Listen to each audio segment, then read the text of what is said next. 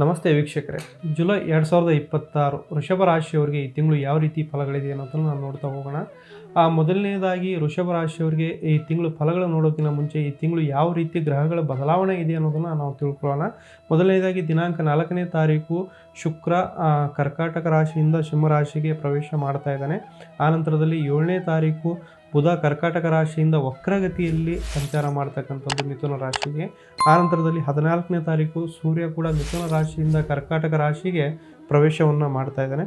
ಆನಂತರದಲ್ಲಿ July 27ರಿಂದ ಏನು ಮಾಡ್ತಾ ಇದ್ದಾನೆ, ಶನಿ ಗ್ರಹ ವಕ್ರಗತಿಯಲ್ಲಿ ಅಂದರೆ ಮೀನರಾಶಿಯಲ್ಲಿ ವಕ್ರಗತಿಯಲ್ಲಿ ಡಿಸೆಂಬರ್ 11ರವರೆಗೂ ಅಂದರೆ ಈ ವರ್ಷಾಂತ್ಯದವರೆಗೂ ಶನಿ ಕೂಡ ಈ ತಿಂಗಳು ವಕ್ರಗತಿಯಲ್ಲಿ ಸಂಚಾರ ಮಾಡೋದನ್ನು ನಾವು ನೋಡಬಹುದು.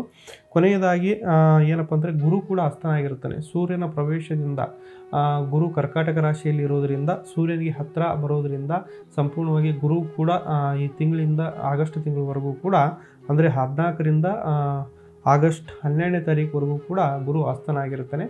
ಈ ಎಲ್ಲ ಫಲಗಳಿಂದ ಯಾವ ರೀತಿ ಅಂದರೆ ವೃಷಭ ರಾಶಿಯವರಿಗೆ ಯಾವ ರೀತಿ ಫಲಗಳಿದೆ ಅನ್ನೋದನ್ನು ನೋಡಿದ್ರೆ, ಮೊದಲನೆಯದಾಗಿ ಉದ್ಯೋಗ ಮತ್ತು ವ್ಯಾಪಾರದಲ್ಲಿ ನೋಡೋಣ.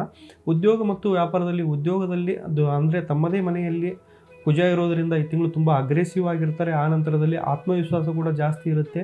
ತುಂಬ ಹುಮ್ಮಸ್ಸಿನಿಂದ ಅಂದರೆ ಹುರುಪಿನಿಂದ ಕೆಲಸ ಮಾಡ್ತಕ್ಕಂಥದ್ದು ಕೂಡ ಆಗ್ಬೋದು. ಬಟ್ ಈ ಎಲ್ಲ ಹುಮ್ಮಸ್ಸಿನಿಂದ ಸ್ವಲ್ಪ ಸಿಟ್ಟು ಮತ್ತು ಅಹಂಕಾರ ಏನಾದರೂ ನೀವಿದ್ದರೆ ಕಡಿಮೆ ಮಾಡ್ಕೋಬೇಕಾಗತ್ತೆ. ಆನಂತರದಲ್ಲಿ ನಿಮ್ಮ ಮೇಲಾಧಿಕಾರಿಗಳ ಜೊತೆಗೆ ವಾದವನ್ನು ಮಾಡ್ತಕ್ಕಂಥದ್ದನ್ನು ನೀವು ತಪ್ಪಿಸ್ಬೇಕಾಗತ್ತೆ. ಅದರಿಂದ ನಿಮಗೆ ತುಂಬ ನಷ್ಟ ಕೂಡ ಆಗ್ಬೋದು, ಇಲ್ಲ ತೊಂದರೆ ಕೂಡ ಆಗ್ಬೋದು. ವ್ಯಾಪಾರದಲ್ಲಿ ನೋಡಲಿಕ್ಕೆ ಹೋದರೆ ವ್ಯಾಪಾರದಲ್ಲಿ ನಿಮಗೆ ಧನ ಲಾಭ ಕೂಡ ಇದೆ.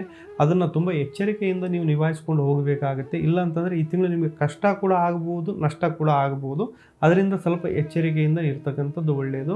ಆ ನಂತರದಲ್ಲಿ ಆರ್ಥಿಕ ಸ್ಥಿತಿಗಳನ್ನು ನೋಡ್ತಾ ಹೋಗೋಣ. ಆರ್ಥಿಕ ಸ್ಥಿತಿಯಲ್ಲಿ ನೋಡ್ತಾ ಹೋದರೆ ಖರ್ಚು ಕೂಡ ನಿಮಗೆ ಹೆಚ್ಚಾಗ್ತಕ್ಕಂಥದ್ದು ಈ ತಿಂಗಳು ನೋಡ್ತಾ ಹೋಗ್ಬೋದು. ಶುಕ್ರನು ನಿಮ್ಮ 4ನೇ ಮನೆಗೆ ಅಂದರೆ ವೃಷಭ ರಾಶಿಯವರಿಗೆ 4ನೇ ಮನೆಗೆ ಶುಕ್ರ ಬರೋದರಿಂದ ನೀವೇನಾದರೂ ಹೆಚ್ಚಿನ ಸಾಮಾನುಗಳು ತೊಗೋಬೇಕಾಗ್ತಂಥದ್ದು, ಇಲ್ಲ ಲಕ್ಸುರಿ ಐಟಮ್ಗಳು ತೊಗೊಳ್ತಕ್ಕಂಥದ್ದು, ಕುಟುಂಬಕ್ಕೆ ಮನೆಗೆ ಒಳ್ಳೆಯ ವಸ್ತುಗಳನ್ನು ತರ್ತಕ್ಕಂಥದ್ದು ಕೂಡ ಆಗ್ಬೋದು. ಅಲ್ಲೇ ಕೇತು ಮತ್ತು ಶುಕ್ರ ಇರೋದರಿಂದ ಸ್ವಲ್ಪ ತಾಯಿ ಆರೋಗ್ಯದ ಬಗ್ಗೆ ಸ್ವಲ್ಪ ಗಮನ ಕೊಡ್ತಕ್ಕಂಥದ್ದು ಕೂಡ ಒಳ್ಳೆಯದು. ಆನಂತರದಲ್ಲಿ ಕುಟುಂಬದ ವಿಚಾರ ನೋಡಲಿಕ್ಕೆ ಹೋದರೆ ಕುಟುಂಬದಲ್ಲಿ ನಿಮಗೆ ಸಂಪೂರ್ಣವಾಗಿ 4ನೇ ಸ್ಥಾನದಲ್ಲಿ ಶುಕ್ರ ಇರೋದರಿಂದ ಗಂಡ ಹೆಂಡತಿ ಮಧ್ಯೆ ಲಕ್ಸುರಿ ಕೂಡ ಆಗ್ಬೋದು. ಆನಂತರದಲ್ಲಿ ಏನಾದರೂ ಹೊಸ ಪ್ರಾಡಕ್ಟ್ಗಳನ್ನು ತರ್ತಕ್ಕಂಥದ್ದು, ಇಲ್ಲ ನೀವೇನಾದರೂ ಇಬ್ಬರ ಮಧ್ಯೆ ಬಾಂಧವ್ಯದಿಂದ ಏನಾದರೂ ಪರ್ಚೇಸ್ ಮಾಡ್ತಕ್ಕಂಥದ್ದು ಕೂಡ ಈ ತಿಂಗಳು ನಡೆಯಬಹುದು. ಸ್ವಲ್ಪ ಆದರೂ ಕೂಡ ಕೇತು ಇರೋದರಿಂದ ಡಿಟ್ಯಾಚ್ಮೆಂಟ್ ಅಲ್ಲಿ ನಿಮಗೆ ಇರೋದರಿಂದ ಕುಟುಂಬ ಸ್ಥಾನದಲ್ಲಿ ಸ್ವಲ್ಪ ಏನಾದರೂ ನಿಮಗೆ ಸಮಸ್ಯೆಗಳು ಬಂದರೂ ಸಹ ಸ್ವಲ್ಪ ಶಾಂತ ರೀತಿಯಲ್ಲಿ ನೀವು, ಯಾಕಂತಂದರೆ ಮಾತನಾಡದೆ ಶಾಂತ ರೀತಿಯಲ್ಲಿ ಇರೋದರಿಂದ ಅದು ಕೂಡ ನಿಮಗೆ ಪರಿಹಾರ ಸಿಗಬಹುದು. ಆರೋಗ್ಯದ ವಿಚಾರ ನೋಡಲಿಕ್ಕೆ ಹೋದರೆ ಆರೋಗ್ಯದಲ್ಲಿ ಸಹ ಸ್ವಲ್ಪ ನಿಮ್ಮ ಜೀವನದಲ್ಲಿ ಈ ತಿಂಗಳು ಸ್ವಲ್ಪ ಏರುಪೇರು ಆಗ್ಬೋದು. ಸ್ವಲ್ಪ ಎಚ್ಚರಿಕೆಯಿಂದ ಇರಿ. ಊಟದ ಬಗ್ಗೆ ಗಮನ ಹರಿಸಿ. ಆನಂತರದಲ್ಲಿ ವ್ಯಾಯಾಮವನ್ನು ಮಾಡ್ತಕ್ಕಂಥದ್ದು ರೂಢಿ ಮಾಡಿಕೊಳ್ಳಿ. ಸ್ವಲ್ಪ ಎಲ್ಲಾದರೂ ಆಚೆಗಡೆ ತಿಂತಕ್ಕಂತಹ ಪದಾರ್ಥಗಳನ್ನು ಕೂಡ ಈ ತಿಂಗಳು ನೀವು ಕಡಿಮೆ ಮಾಡ್ತಕ್ಕಂಥದ್ದು ತುಂಬ ಒಳ್ಳೆಯದು. ವಿದ್ಯಾರ್ಥಿಗಳ ಜೀವನ ನೋಡಲಿಕ್ಕೆ ಹೋದರೆ ಜುಲೈ 7ರಿಂದ ಸ್ವಲ್ಪ ಬುಧ ಕೂಡ ವಕ್ರಗತಿಯಲ್ಲಿ ಇರೋದರಿಂದ ಸ್ವಲ್ಪ ನಿಮ್ಮ ಮನಸ್ಸು ಚಂಚಲ ಆಗಬಹುದು. ಸ್ವಲ್ಪ ಎಚ್ಚರಿಕೆಯಿಂದ ಇರತಕ್ಕಂಥದ್ದು ತುಂಬ ಒಳ್ಳೆಯದು.